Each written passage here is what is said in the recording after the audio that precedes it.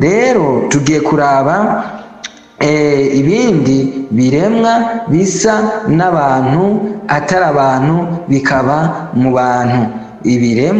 Ibindi biremwa bisa n'abantu bikaba mu bantu kandi atari abantu. Ibyo biremwa byambaye imibiri y'abantu atari abantu. Ibyo biremwa bifise imico n'imigenzo nk'abantu ariko si abantu. Ibyo biremwa bifise imibereho nk'iy'abantu ariko si kiremwa muntu. Ingirakamaro TV.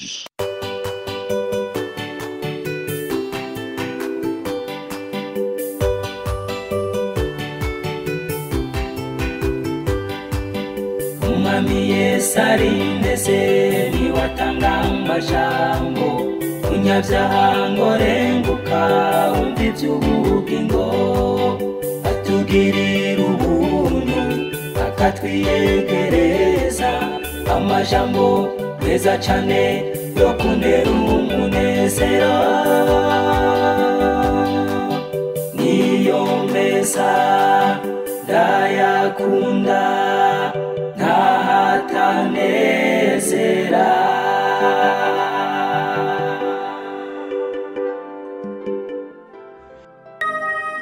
Yesu Kristo ahimbazwe. Ndabatahije mu izina ry'umwami w'abami Yesu Kristo mutangabugingo.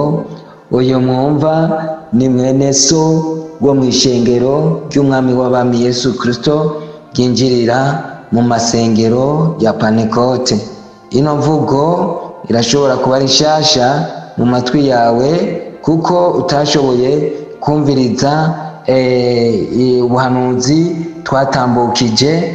Ngiyo tuvuze ishengero rya Pentekote ngo tuba tuvuze yuko Pentekote ari Kristo, ari ryo ryapfuye, ari ryo ryadutse, ko ari ryo ryacunguye abantu. Ngo ni imvugo abantu bakoresha kiremwa muntu ariko ntashire ubwenge ku gihe. Kandi ngiyo ukoresheje imvugo nk'iyo ntihabura inkurikizi mu buzima bwawe. Rero hari byinshi cyane tuzogenda duhishura umwami w'abami Yesu Kristo yaduhishuriye. Rero mukundwa mwene data, nta shengero rya Pentekote ririho ariko hari ishengero ry'umwami w'abami Yesu Kristo ryinjirira mu masengero ya Pentekote. Rero hari n'imvugo nyinshi cyane zizogenda zihinduka mu Kirundi kuko iby'Imana yageze bigiye gusohora. Rero tugiye kuburira abantu kugira ngo bumve ingene isi imeze, bumve ingene isi ihagaze, bumve ibintu bihambaye kugira ngo bikangure, kugira ngo batakambe, basenge Imana, Imana ibuzuze ubushobozi bwo kurengana ino si. Rero ihishurirwa tuzanye nta na hamwe ryari bwavugwe mu isi ya rurema, nta na hamwe umwami Yesu Kristo nta n'umwe yari bwabihe ngo abihishure. Rero ngo kibere ikimenyetso abantu bama bibwira ngo ibyo bavuga ngo Burundi bwaratoranijwe ngo sibyo, nibyo kandi bigiye gusohora. Kandi ngo bibere ikimenyetso abantu bagiye bapinga ngo nta nkota iriho. Inkota ngiraje irihuta, umubwiriza ategerezwa kubanza gutunganya ibyo mu rugo rwiwe. Iyi mburi rero iraza gutuma abantu benshi baca bugufi bapfukamira Imana kuko ni ibintu bisobanuye uburyo Yesu yabimpayemo, ariko ubisomye muri Bibiliya ni ibintu utopfuciye n'ikanda na nawohera kugira ubimenye. Kandi Bibiliya nabonye ntisobanurwa n'ubwenge bw'abana b'abantu, ntisobanurwa no kwiga amashuri menshi no kuyisoma kenshi. Kumenya gusoma Bibiliya no guhishura ibyanditswemwo, imvugo irimwo n'ibindi. Rero bene data, ni igihe cyo kugaba, cyane cyane ahantu hose mwabwiwe murabwirwa imburi. Bino bibabera ikimenyetso, kandi iby'Imana yagabiye gukora biraje kandi birihuta cyane. Ntagire umuntu azokumva ibibaye ku gihugu cy'u Burundi ngo bino ngo bitewe na politike cyangwa ngo bitewe ngo n'igihugu runaka. Oyaye, nivyo Imana yateguye ku gihugu cy'u Burundi, yasemereye kenshi ngo muhinduke muranka. Yatumye abahanuzi benshi barababurira mu buryo ubu na buriya, ariko abantu bakomereza mu nzira zo kugabitanya n'abitwa ngo n'ab'Imana. Imana ibatuma ku byinshi cyane by'amayeri y'abadayimoni byasutswe kugira ngo babizibukire, ntibaze bisange bari mu mirongo yo kurimburwa n'inkota, ariko baravyanka. Rero ibigiye kuba ku gihugu cy'u Burundi ntibizoba bitewe n'igihugu runaka cyangwa n'umunyepolitike runaka cyangwa ngo byatewe nk'uko muvuga iby'ubwoko, ibyo tuzobishikako, ngo bitewe n'ubwoko runaka. ni umugambi w'Imana ku gihugu cy'u Burundi, kuko ngo umubwiriza ategerezwa gutangura gutunganya ibyo mu rugo rwiwe imbere y'uko ubutumwa bwiza buhaguruka mu gihugu cy'u Burundi, imbere y'uko ikanguro rihaguruka rikajya mu mahanga yose, mu ndimi zose, mu moko yose no mu miryango yose. Yesu Kristo ategerezwa kubanza gutunganya Uburundi. Rero iryo hishurirwa n'ishurirwa n'ukuri rirakomeye, rirahambaye. Ibintu byahora ari insigabwenge muri Bibiliya, Yesu Kristo aza yarabihishuye, kandi no mu gihugu hariho benshi cyane ariko arahishurira agiye gukoresha muri iki gihe cy'iherezo, ngo kugira ngo rya jambo ryanditse muri Matayo 24 uhereye ku murongo waho wa 11, kugira ngo rishike nk'uko Imana yari yarabigeze.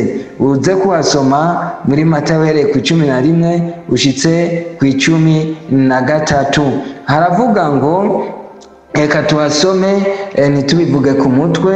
Matayo 24 ku murongo wa 11 haravuga ngo, kandi hazokwaduka abigira abavugishwa n'Imana benshi, bazimize benshi, maze kuko ubugarariji buzogwira, urukundo rwa benshi ruzotimba, ariko uwihangana agashitsa ku iherezo niwe azokira. 14 rero, kandi ubutumwa bwiza bw'ubwami buzovugwa mu isi yose ngo bubere ikimenyetso, kibere icyabona amahanga yose, maze umuhero uzocuza. ni ukuvuga imbere y'uko ngo umuheruza buno butumwa bw'ubwami Yesu Kristo ariko aravuga ngaha n'abarundi bazobuhagurukana babujane mu mahanga yose, n'igice n'abanyarwanda bakeya batiyanduje nabo bazotora amasezerano ku gihugu cy'u Burundi. Aha rero Yesu Kristo abivuga yarabona ingene ihanga ry'abarundi ariryo rizohagurukana buno butumwa bwiza. Rero mukundwa inshuti y'umusaraba, byose tuzobivuga, kandi n'aba bavugishwa benshi baje kuzimiza benshi bose tuzobivuga. Ibi byose umwami Yesu Kristo yarabihishuye mu ntayengira nashinze, mwarabyumvishe naho nagenda ndabica ku masonga, kandi nibi tuje kuvuga no guca ku masonga, hazogera igihe tuza turavuga kimwe kimwe ukwaco mu buryo bwihariye. Nuko rero umwami w'abami Yesu Kristo nk'uko nabibabwiye yaranyigishije Bibiliya, nk'uko yambwiye ati genda wishure bihishijwe amaso y'abantu benshi, ufobore iby'abantu bafobetse, ugorora iby'abantu bagoretse.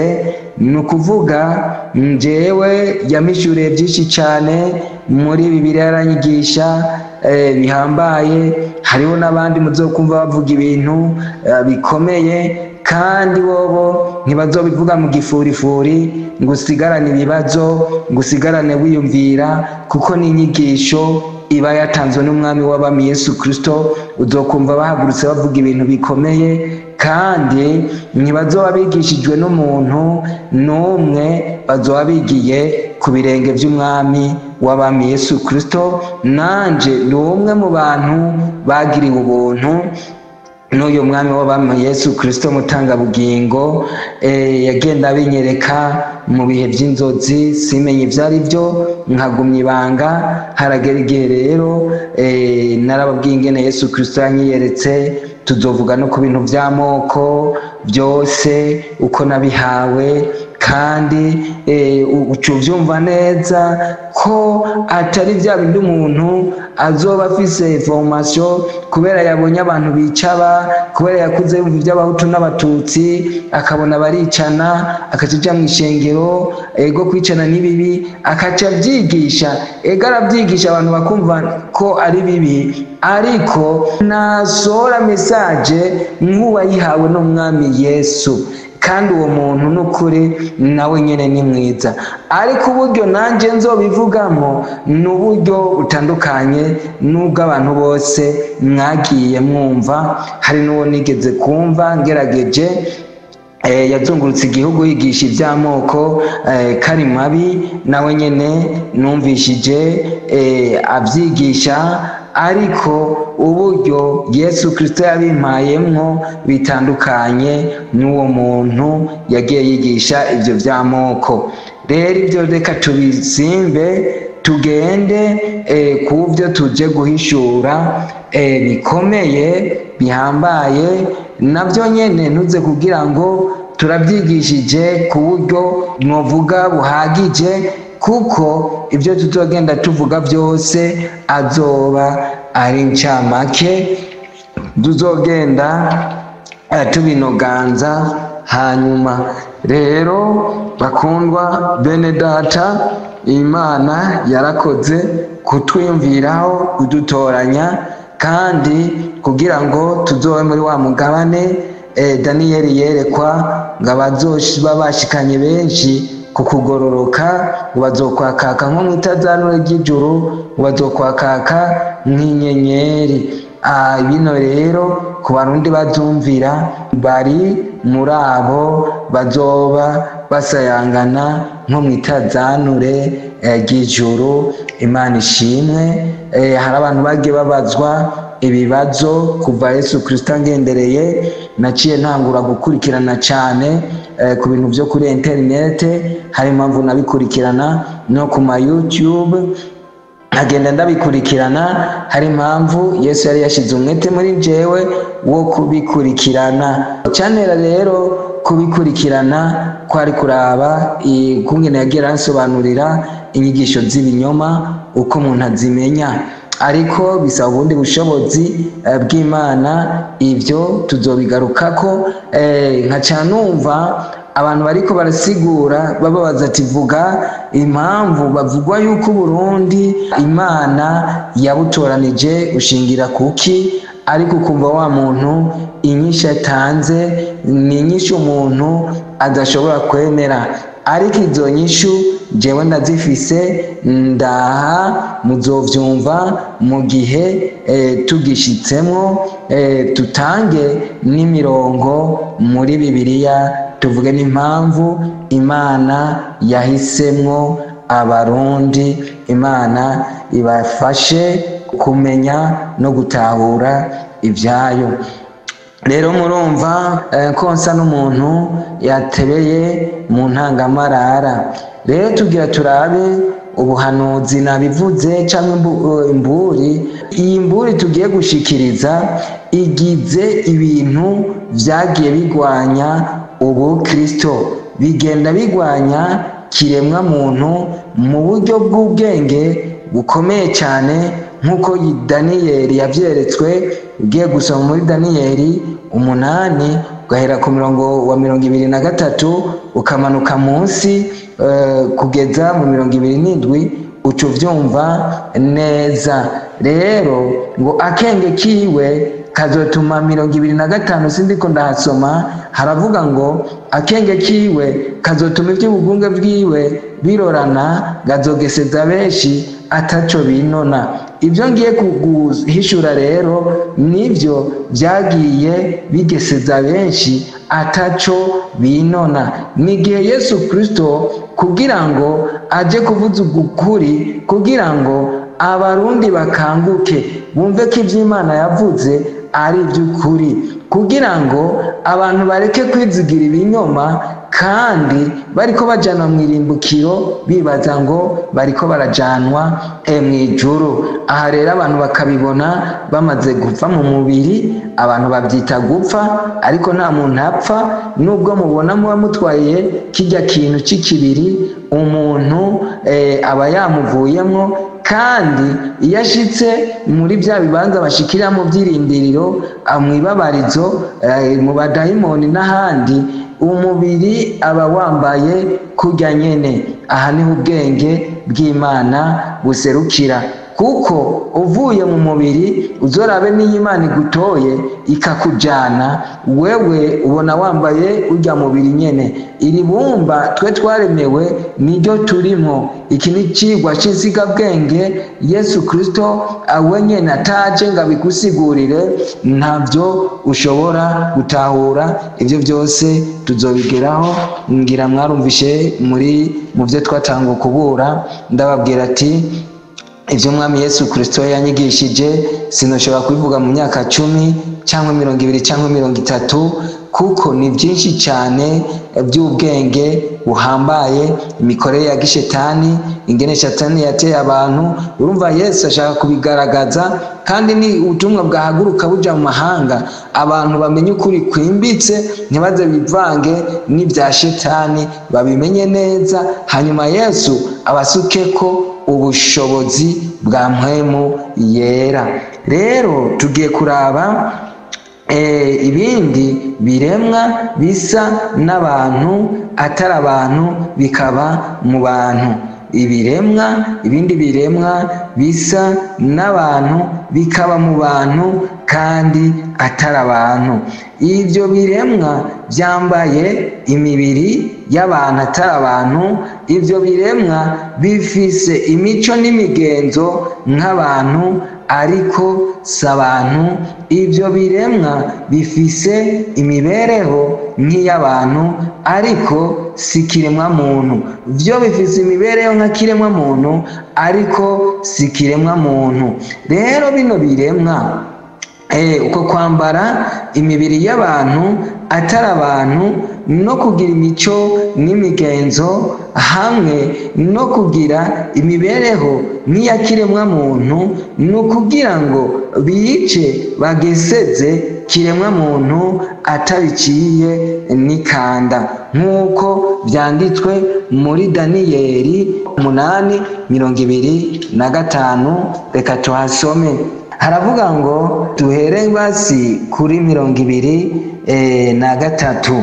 Haravuga ngo igihe ingoma yabo igira ihere, abanyabicumuro bamaze kugwira, hazokwaduka umwami w'umujinya azi guhirikana.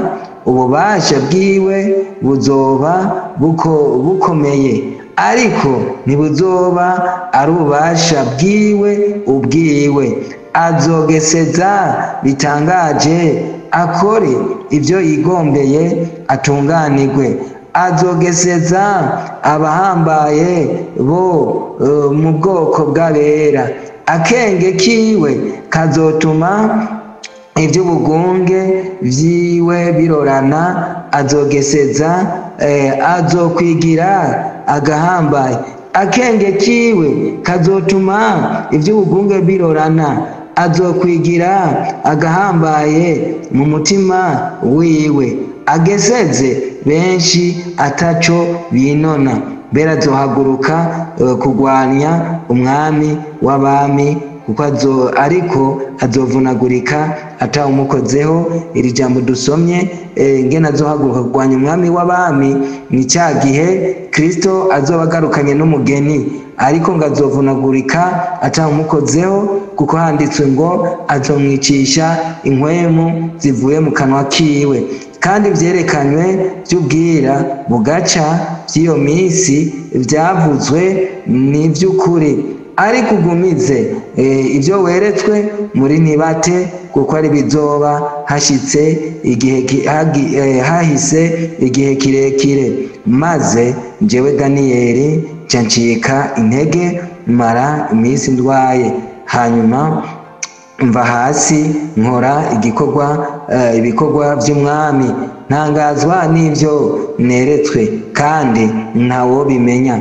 Ibi rero Daniyeli bamubwiye ngo kuri uyu murongo ngo bizoba hashitse igihe kirekire. Tugerageje gukemura abantu bize teoloji, uzosanga ariko barahasigura ukundi, ariko twe tuzobisigura nk'uko twabihawe n'umwami w'abami Yesu Kristo mutangabugingo.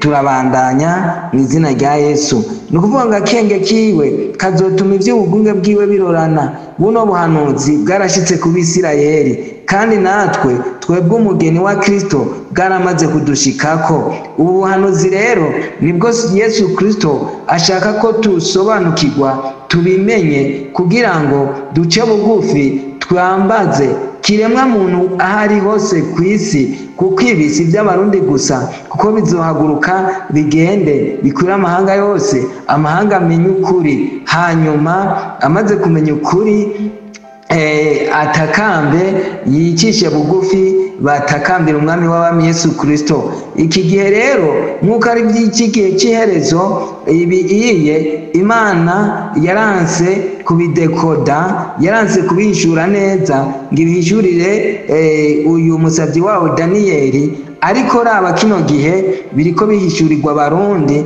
kuko Imana ifitaniye porogaramu, ifitaniye n'umugambi ukomeye n'abarundi n'abanyarwanda bakeya bo muri bo bazoza gutora amasezerano ku gicaniro cy'i Burundi. Rero raba izi kode rero bino byahishijwe Daniyeli, Imana nivyo ishaka ko tumenya, iza yarabifinduye. Kano kenge rero kiwe kazotuma ivy'ubugunge bwiwe birorana, karakoze ku Bisirayeli. Ico ni kindi kirekire umwami w'abami Yesu Kristo yamishuriye, kugira ngo tuzoze tubimenyesha abantu bamenye ukuri. Kandi kano kenge n'ubundi karakoze ku mugeni wa Yesu Kristo, kandi abantu benshi barageseye. Ngavuga ngo akenge kengo azogeseza benshi ataco binona. Ubu abantu barageseye ataco binona, turaza kubiraba byose neza ingene abantu bageseye bakibwira ngo bariko baraja mu ijuru, kandi bariko baraja muri wa mubabaro w'ibihe bitazoshira. Ngo ububasha bwiwe buzoba bukomeye, muravyumva, ngo ariko ntibuzoba ari ububasha ubwiwe. Uyu rero ni Antikristo. Uyu Antikristo rero ariko arakoresha ububasha bukomeye. Kandi mumenye mu byahishuriwe Yohana, ingene byahishuriwe Yohana, ingene yeretswe, ingene ya nzoka ca gisato kizomuha ubutware n'ubushobozi, agakora afise imbaraga za kino kiyoka, n'ubutware n'ubushobozi bwa kino kiyoka, kugira ngo azimize benshi. Ibi rero abantu baca biyumvira ngo nanje niko niyumvira ngo bizokora umuntu umwe. Oya, n'ubwenge n'ubushobozi n'ububasha. Kandi mumenye ko Satani, Yesu Kristo yavuze ngo ni umwami. Ngo bisobanura iki? Ni umuntu aba afise uburenganzira buhambaye, n'umuntu aba akomeye, aba afise ububasha. abafise ububasha butandukanye bw'ubwenge, kandi umwami abafise n'ubwenge. Bino rero umwami w'abami Yesu Kristo nivyaje kugira ngo akore ku bwenge bw'abarundi bapfukame basenge, kuko ivy'Imana igiye yavuze bigiye gusohora kandi biri hafi ku rugi. Abantu bagiye kwicuza ataco bakironka, abantu bagiye gutakamba, ariko umwami w'abami Yesu Kristo tukibumvira, abantu bagiye kwicuza. Ukwicuza kwabo batari bushobore guhindukira ngo bakureho icyatumye bicuza, kuko mu buzima bw'umwana w'umuntu arashobora gushika ahantu ho kwicuza akaca asubira inyuma akihweza ibyamuteye kwicuza, akabikuraho izo mbogamizi cyangwa ibyo bibazo cyangwa iyo mitego, akagenda mu buzima bwiwe buri imbere ahangana n'ibyo bintu byomutera gusubira gushika aho yicuza. Ariko siko bigiye kumera, kuko abantu benshi bagiye kwicuza cyane, kandi uko kwicuza kwabo ni kuzobakuriraho icyatumye bagwa n'iyo manga yo kutumvira Imana. Rero reka tubandanye, tweko turavuga ibiremwa byambaye imibiri y'abantu atari abantu, byambaye imibiri y'abantu atari abantu, bifise imico n'imigenzo nk'abantu ariko atari abantu, bikagira imibereho nk'iya kiremwa muntu ariko atari kiremwa muntu. Rero nguko kwambara imibiri y'abantu atari abantu, uko turahishura ka kenge Daniyeli yerekwa na byinshi Yohana yeretswe, nabyo tuzoza tubigeraho. Rero nguko kwambara imibiri y'abantu atari abantu, no kugira imico n'imigenzo hamwe no kugira imibereho nk'ibya kiremwa muntu ariko atari kiremwa muntu, ngo ni ukugira ngo bice bageseze nk'uko Daniyeli yabyeretswe kiremwa muntu atabiciye n'ikanda, atabimenye na gatoya. Wo kwibaza uti none ibyo biremwa byaje mu isi gute? Mbegaho bashoboye kwambara imibiri y'abantu kandi ari ibindi biremwa gute? Rero inyishu z'ibi bibazo twarazihawe, zimwe ziri muri Bibiliya, kandi uzokumva ko atari inyishu z'umwana w'umuntu, nanjye uzokumva ko atari inyishu zanje. Ariko zino nyishu tuzozitanga tumaze kwerekana bino biremwa neza ingene byaje mu bantu bikabana n'abantu, biriko birabageseza ataco binona. Rero uzobibona mukundwa. Bino biremwa rero byambaye imibiri ya kiremwa muntu ariko atari kiremwa muntu, biri ku isi yose, mu bihugu byose, mu mahanga yose, biri mu bisata byose no mu nzego zose zigize buri gihugu kiri ngaha kuri uyu mubumbe dutuyeko. Muri politike barimo, tuzovuga impamvu bari muri politike, mu gisirikare no mu gipolisi barimo, tuzovuga impamvu bagiye barinjizwa muri politike, bagiye barashigwa mu gisirikare, kandi barimo abakuru, barimo abategetsi, harimo n'abandi nyene batoya, nyene bato bato. Twabonye ko bari mu kuvuga hose barimwo. Mu bijanye n'amagara y'abantu, biremwa birimwo. Mu bijanye n'indero, iyo tuvuze indero tuba tuvuze amashure yisumbuye, za kaminuza, mu bushakashatsi no mu bindi byinshi barimwo. Mu magara y'abantu, mu bijyanye n'amagara y'abantu harimwo uburimyi, ubworozi, ibyo byose tuzobishura. Barimwo mwiyobokamana, barimwo mwiyobokamana. Rero niho tuzoca dushimikira imbere y'uko tuzovuga ibyo bindi byose. Nzokwihutira guhishura ibintu by'ibizira byasutswe n'ibi biremwa bituma abantu bahumana batabizi. Uwuzobyumvira byose muribuka muri ya ntahe mvuga zijya nkota zibiri zururutse ziva mu ijuru nkaca ndazihabwa na zambizi zaturuka ahantu. ni ukuvuga murazi nk'abantu batigeze bashikirwa na buriya buhanuzi ntibashobora guhambya bino neza, bogerageza bakagenda kuri Muco Wera TV kugira ngo babirabe neza, bagende bakurikira urutonde, kuko hari byo tugera ko kamenga twosubira inyuma kubivuga, ariko tubyihoze. Rero mu iyobokamana bino biremwa birimwo n'ibyo byashinze amadini, nibyo biyoboye amadini mu isi yose, hirya no hino mu isi bagiye bashingayo amadini. Kandi no muri iki gihugu cyacu wumve ahantu hose ku isi haba umuntu, ibi bino biremwa byagiye birashinga amadini, nibyo byicaye ku ntebe z'ubuyobozi bw'ikirenga mu bijyanye n'iyobokamana. Kandi si ukuvuga ngo bari mu ntebe z'ikirenga gusa, oyaye hari n'abo tubona bagaragara nk'abakristo, tubona bagaragara nk'abaririmbyi, tubona bagaragara nk'abarongozi b'amakorale.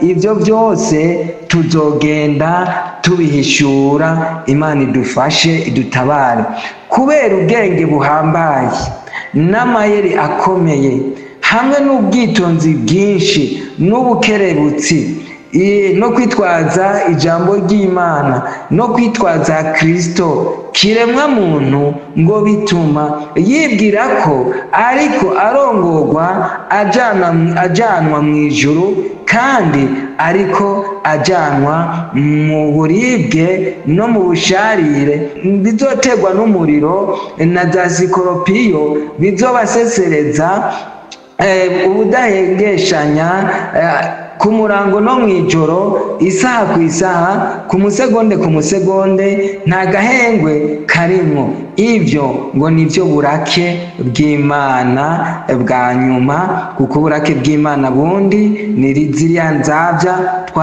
n'ibijya byago bizotera isi umugeni wa Yesu Kristo amaze gukurwa ngaha ku isi. Inyigisho z'ibyo biremwa zisa neza, zirimo ubushobozi n'ubwenge n'ububasha n'amayeri, zirimo kuvuga, zirimo ubwenge bukomeye, zirimo ubwenge buhambaye. Buno bwenge tuzobuvuga, zirimo amayeri akomeye, ano mayeri tuzoyavuga.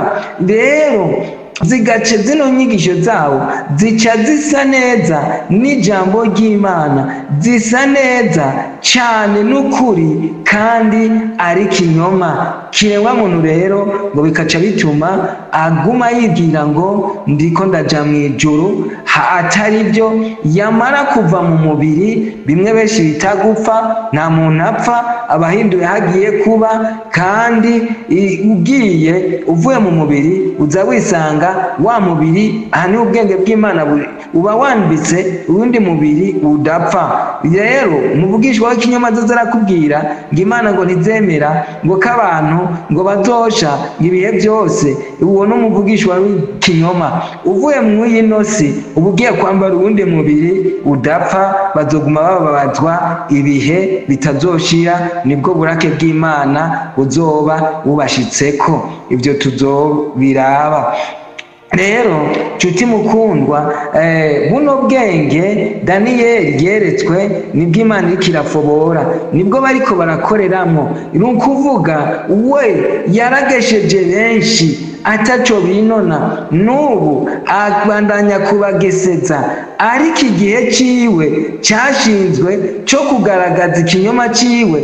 Muze gusoma ngene bitondetse muri Matayo 2:4 uhereye ku murongo waho wa 11. hatangura umuvugishwa w'ikinyoma, hanyuma urukundo rutimbe, abantu babe nabi.